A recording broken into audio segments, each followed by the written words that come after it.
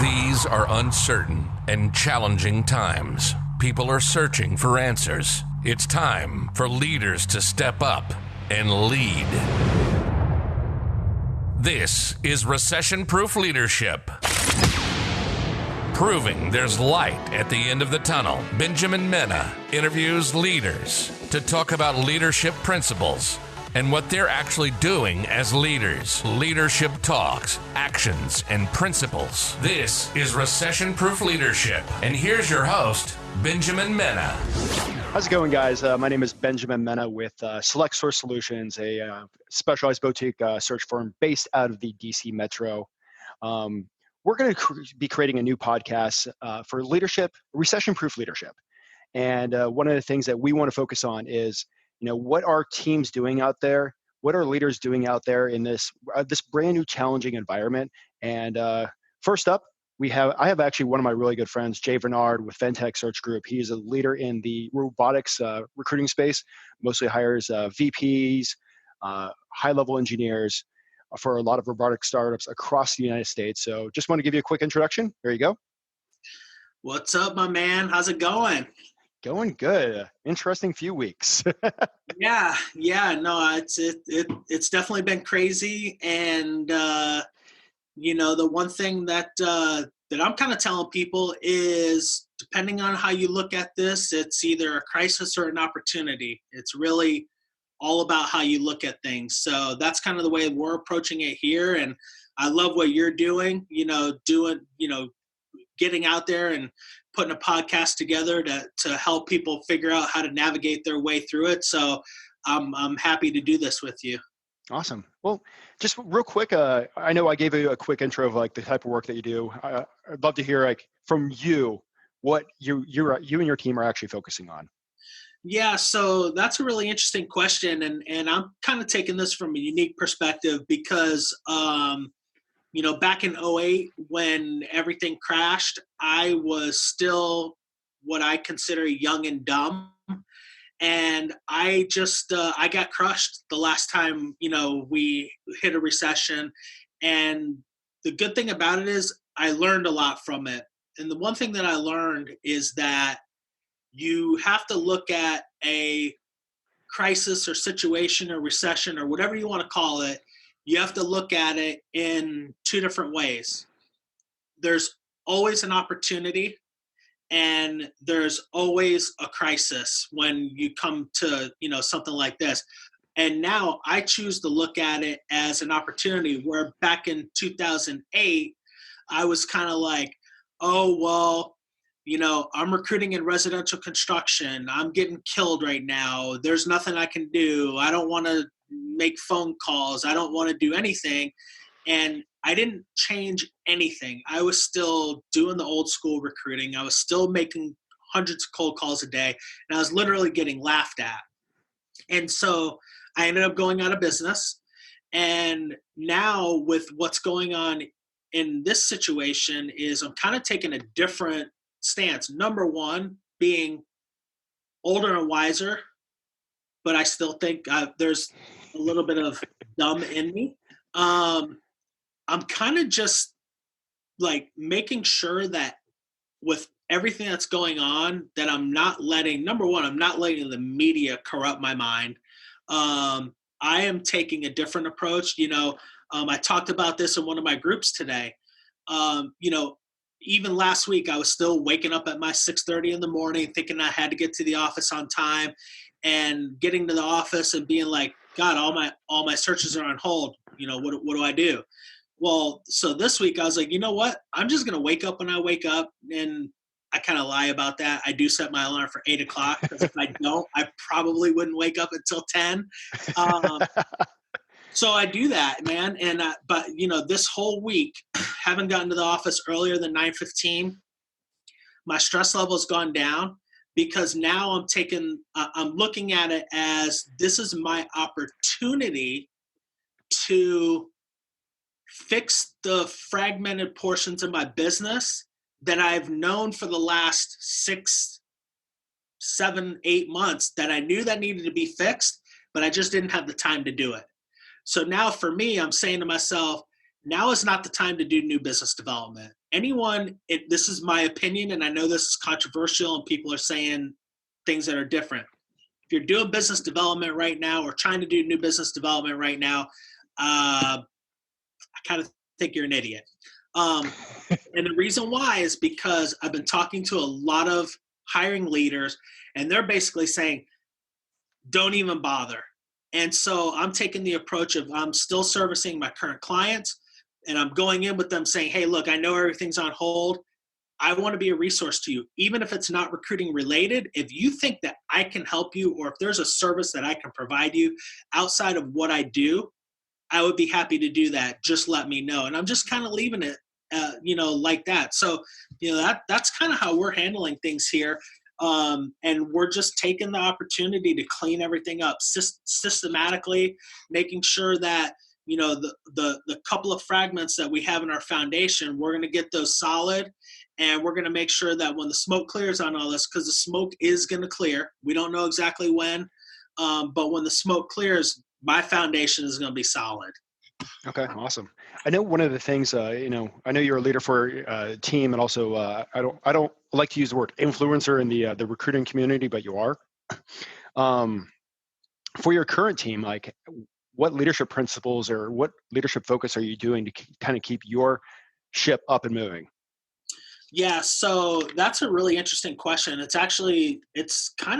difficult because, it's really hard to go to someone. And what's really interesting is, like, I just had a new recruiter start in the beginning of February. Luckily, we made a placement. The guy actually started 3 days before this company went on a whole freeze. Oh, wow. And so she's going to get a $10,000 check. So she's going to be happy about that. But I basically had to reach out to her this week and say, hey, listen, everything's on hold. Like, we're going to continue to service the searches we have. But I know even those companies are kind of in a holding pattern. Yes, I'll try to push them to still do phone interviews, but you got to hold tight. And I think anyone who kind of knows what's going on and has been in the recruiting world for a while, everyone understands that. And so what I'm just saying to my team is like, hey, listen, again, now is our time to really think about how we're going to position ourselves to be ready to execute and take action when the smoke clears. Because what's going to happen is, number one, there's going to be a lot of recruiting firms that are going to go out of business. So when the smoke clears, the playing field for recruiters is going to be smaller. That's a good and a bad thing. It's good for us in business, but I think when anyone has to go out of business, it's a bad thing. I'm empathetic like that. You've been there before, it sounds like. I've definitely been there before. I was one of the companies that went out of business, so I know what it feels like, and it's not great. But what I'm trying to do and what I'm trying to instill in my team is I'm saying, hey, listen, we're going to basically do a bunch of admin stuff. This is the time for us to clean up our database, make sure everything's tagged right. Let's get rid of all the dead wood in our database that doesn't really belong there. We're going to clean that up. We're going to get it solid. We're going to make sure that everything's tagged properly so it makes it easier to search. And so when the smoke clears, we're going to be ready to take action and execute, where a lot of the other companies who are sticking their heads in the sand, feeling sorry for themselves, not doing anything, still thinking that they can go out and do new business development and really kind of tarnishing their reputation by doing that, they're going to be starting from ground zero when the smoke clears, where we're going to be ready to basically take immediate action. So that's kind of what I'm relaying to my team is just like, hey, listen, we have no control over this. There is absolutely nothing we can do. We're not going to push our clients to say, hey, well, you should still, do interviews with people, and you should do video interviews, and you should hire people sight unseen on a video interview.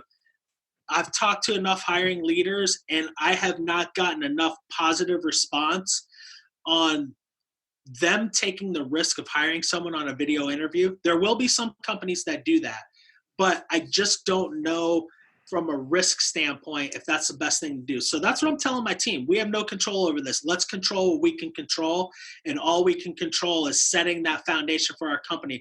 We're going to have a marketing strategy set. our database is going to be clean. We're going to have a cold calling strategy set up. We're going to have, kind of the roadmap of what the rest of the year is going to look like. And that's really all I'm telling them. And then, of course, what can I do for you? I'm here for you. I don't know what I can do for you, but what can I do for you? And I think one of the other things too, and hopefully this doesn't go live before them, but little things like, with my new recruiter, I mean, it would probably be helpful to her. I mean, maybe I send her $100 Amazon gift card. Maybe my VA out in India, who, by the way, they're now starting to get hit hard with this. I'm letting him know that, hey, I'm keeping you employed, man. This is what I need you to do. And, maybe on the next time that I have to pay him, I'm thinking about adding a bonus on his pay too.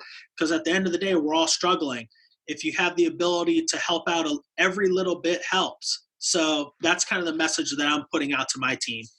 And that's actually one of the, I think, interesting things I've seen with certain leaders recently is like, I don't want to use the Delta CEO, but use the Delta CEO, like what he's doing compared to the last few cycles and other CEOs. Like, hey guys, no, I'm here with you. Like, I'm personally taking some hits along there with you. I think great leaders lead by example and lead by walking with you, with the team. I agree 100%. And and I think even for me, like, I think people need to even take it a step further. It's like, it's great and everything, like, obviously service your team and go that extra mile, but, think about the other people, like for instance, and I think I was telling this story to someone else and they're kind of laughed at me, but then they were like, you know what, that's actually pretty cool. The little things like my little coffee shop here in the complex, they just got shut down for walk-ins. You can still pick up and whatever, but their hours have shortened. So their baristas have gotten their time cut. And so now, every day I go in to get my coffee, and because of my discount and everything, I'm able to get out of there, and I always give them $1 tip. It's a $2 coffee. I give them $1 tip. Well, now, yesterday was the first day I did it. It made me feel really good too. I gave them a $2 tip, and every little bit helps. And I think that, if you kind of take that same attitude toward your everyday life and what's going on, it's like kind of that paying it forward type thing, I feel like. And even though you don't necessarily broadcast that to your team, I think that if you're doing that, it ends up coming out to your team that they kind of know that you're kind of going the extra mile with not just them or whatever, but you're going that extra mile with everybody. I don't want to say it's like it's karma, but I think it's like the internal confidence that it helps build that isn't talked about, isn't really shown, but you're already giving back. Yeah. And I mean, you are right. This is one of those times where, it sounds like Arizona is not as locked down as the DC Metro is right now. Right. I have tons of friends that have been let go and furloughed due to work. Yeah. And it's right now is, if you're still doing good, like invest in the small and medium-sized businesses. Those people need it right now. Yeah. And it's interesting you say that because as because, we're friends outside of this podcast and stuff. My wife and I own another business, and it's a food tour business. So it's a tourism and restaurant business. We're getting crushed right now. And what's really difficult with that is the people that work for us as tour guides, it's a part-time job to some of them. And so it was supplemental income, which is what a lot of people really need. So that went away. The restaurants are struggling. And what's even more crazy is that because we're a seasonal business and they're saying this could last another 2 months. So if it lasts another 2 months, we're talking about May, and our season usually ends at the end of May. So right now, our prime season has gotten shut down. So what's really cool, and I got to give my wife props on this and have to mention it on a leadership podcast. So I'm getting ready for work. It was today. I'm getting ready for work. As you know, I got a bunch of dogs. Dogs going crazy, barking all. I'm like, who is at my house at 9:00? And I'm like, my wife goes downstairs. I can hear someone talking. I don't know. I'm like, step out. I'm like, who's here? Like, oh, it's Matt.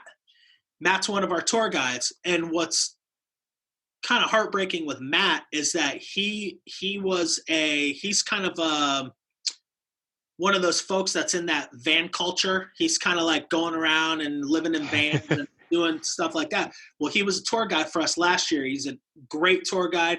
He's always got the open door. Anytime you want to come and work as a tour guide, you've got a job. So he came about a month ago and started being a tour guide again. And now everything's shut down. And like, he doesn't have an income stream right now. So like, I go downstairs, I'm getting coffee, and basically my wife said, hey, I know times are tough for you right now because now you don't have any job. She was like, why don't you come over to our house?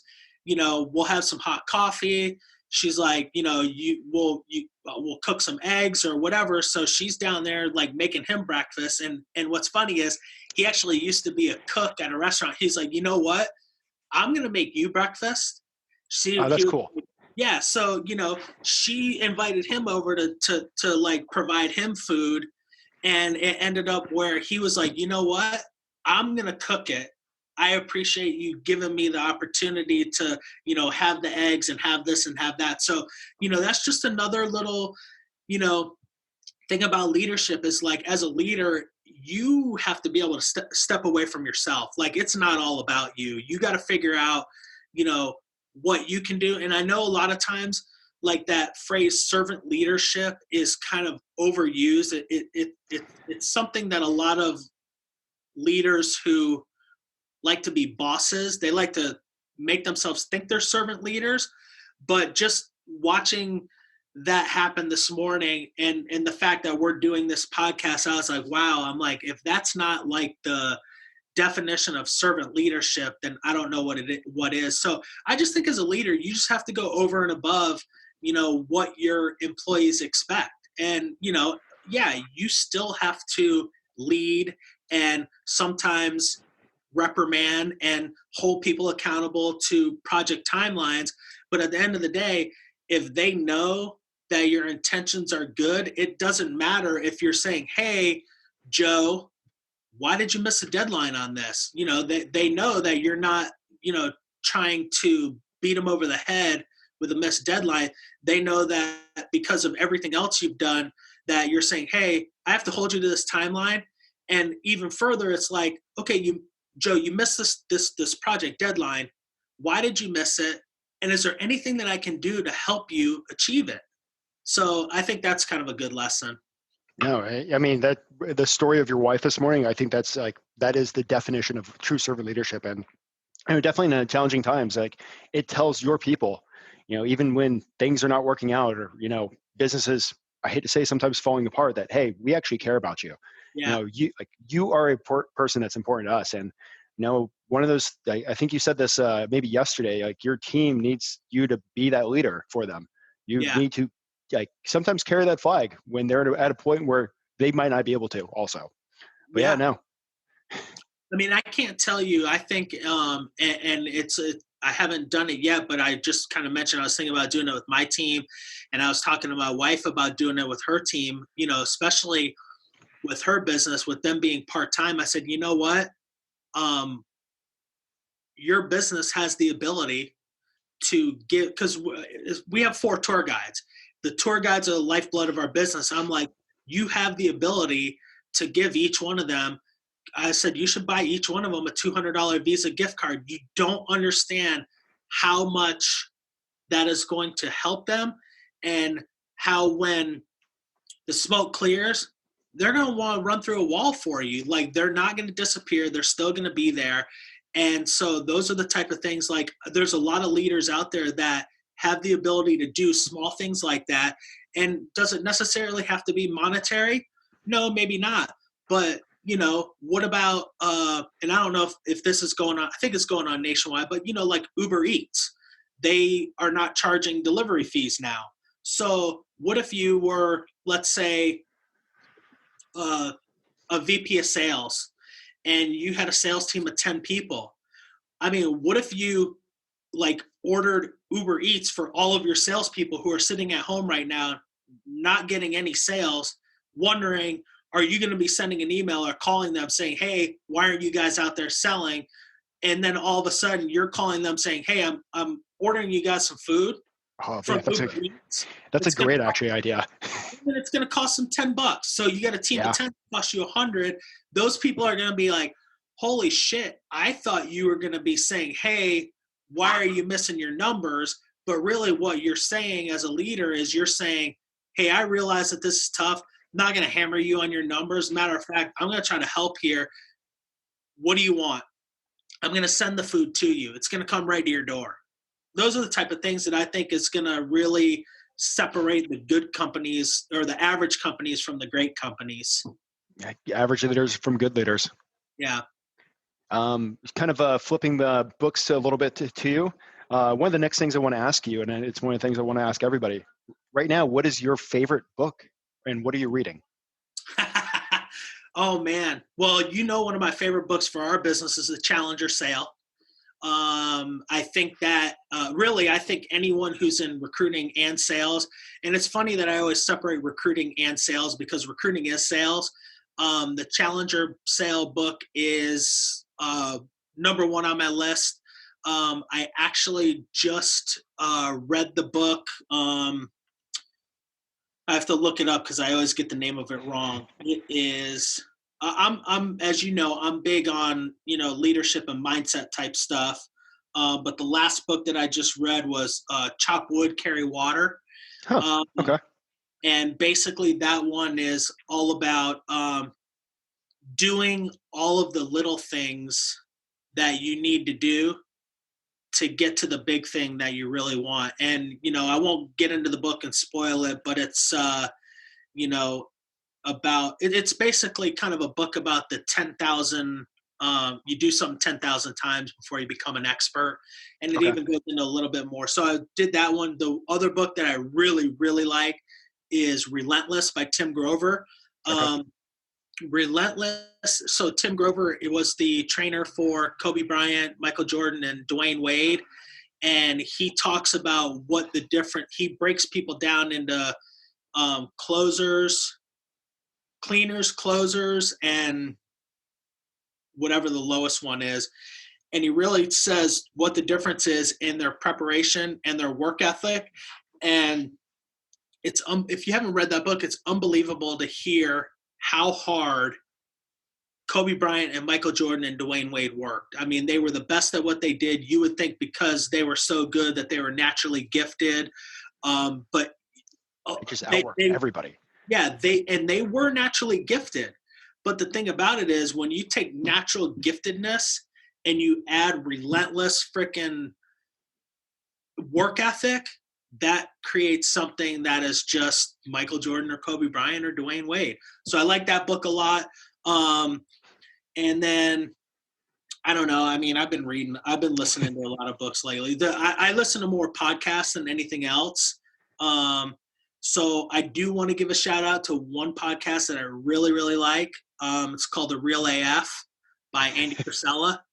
And actually, before The Real AF, he did the MF CEO project.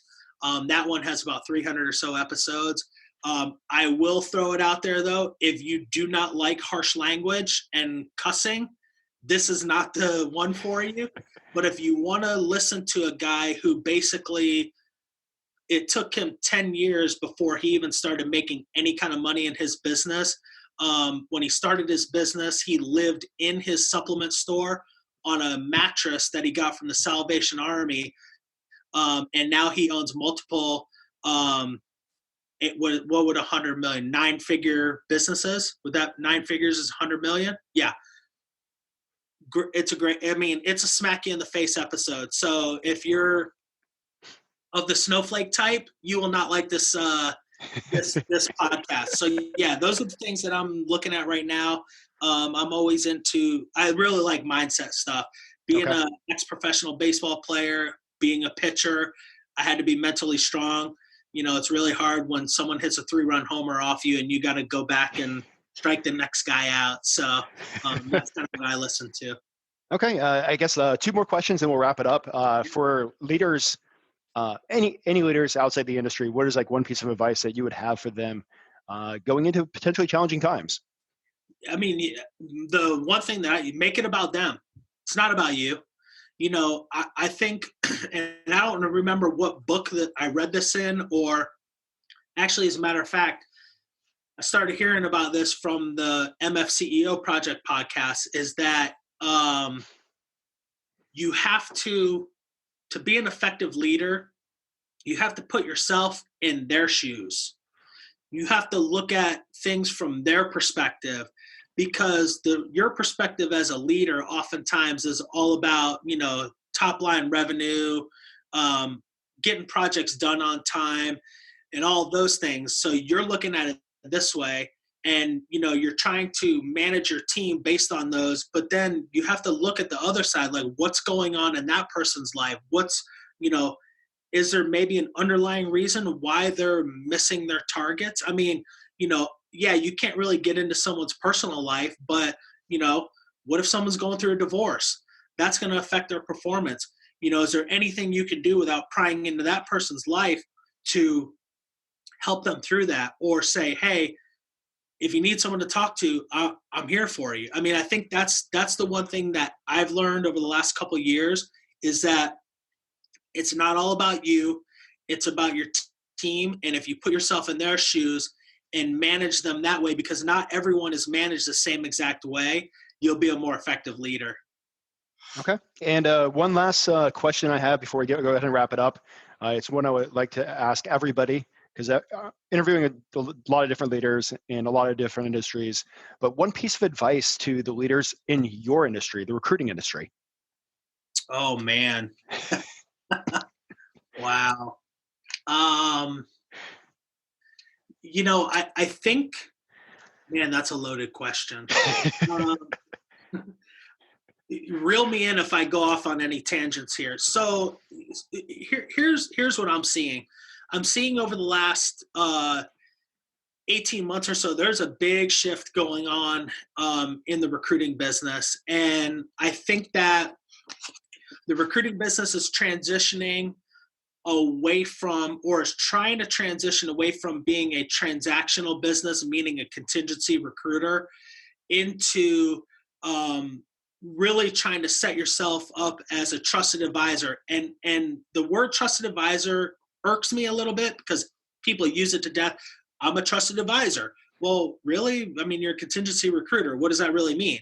So I think for any leader in our business, you really have to start looking at, again, and I learned this from one of my mentors, it's not about you.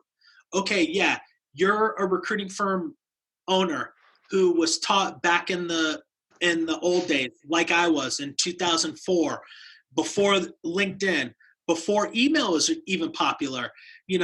I was still sending out search agreements in 2004, 2005 by fax. And so back in those days, it was, if you make 100 calls a day, you're going to be successful. And that was true.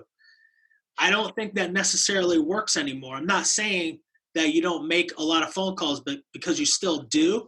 But I think that a lot of the leaders who are still stuck in that mode are trying to, their methodology is still get as many job orders as you can, fill the ones that you can fill as quickly as possible, and don't worry about the other ones. But yet you've got these 5 or 6 other job orders that you're not even working on. But because of that type of mentality, your client or supposed client, and now with contingency, I don't even consider people clients if they're working on contingency. They think you're working on it and they don't know you are. So you need to be more transparent. I think the recruiting leaders need to be more transparent with their clients. I think that the recruiting leaders need to hold themselves and their recruiters to a higher standard, because if I hear someone talking about a 15 or a fee below 20%, I don't do anything below 25%. If I hear someone talking about fees below 20%, I flip out. I'm like, look, you need to hold yourself to a higher standard. It's like, the best attorneys, they don't reduce their fee. No, they don't. I mean, O.J. Simpson didn't go to a public defender for a reason, because they couldn't handle his case. He went to Johnny Cochran and their team, probably one of the most expensive lawyers in the nation. And look what happened. He got off on that one, but another one. So the point that I'm trying to make is, like, we as an industry, we need to start holding ourselves up to a higher standard. There is no reason, and I think that's why I also recommend the Challenger sale. We are consultants. We are true consultants. Now, if you're working a straight contingency desk and you're being held to these ridiculous KPIs about send-outs and interviews and all of that, it's a little bit different. You can't hold yourself to a higher standard because you have to get people in as quickly as possible. You have to get those job board candidates that you're recruiting, and shame on you if you're recruiting job board candidates. You got to get them in as quickly as possible so the other recruiter doesn't do that. There's really no value in what you do. So I really just want recruiting leaders to really think about the value that they can provide, and rather than trying to be a transactional business, they kind of shift more into a consultative type business, more like a high-end CPA, a high-end attorney. I mean, doctors, they don't reduce their hourly rate or 5-minute rate or whatever the hell you want to call it. And I think we need to do the same. So I think, the one tip I have is just, have a little bit more respect for what you do as a recruiter. Awesome. Hey, I want to say a huge thank you for joining me today, and look forward to everybody hearing this. Thank you very much. Yeah, man, it was fun. It's awesome. I'm glad you're doing this. I look forward to listening to more of the interviews that you do. I appreciate it. Awesome. You've been listening to Recession-Proof Leadership with Benjamin Mena, interviewing leaders about what they're doing during tougher times. We hope you've gotten some useful and practical information from this podcast. Make sure to like, review, and rate. And tell a friend or two. We'll be back soon. But in the meantime, reach out to Benjamin on Instagram and Facebook at Recession-Proof Leadership, and on LinkedIn at Recession-Proof-Leadership. We'll see you soon. There's light at the end of the tunnel. This is Recession-Proof Leadership, signing off.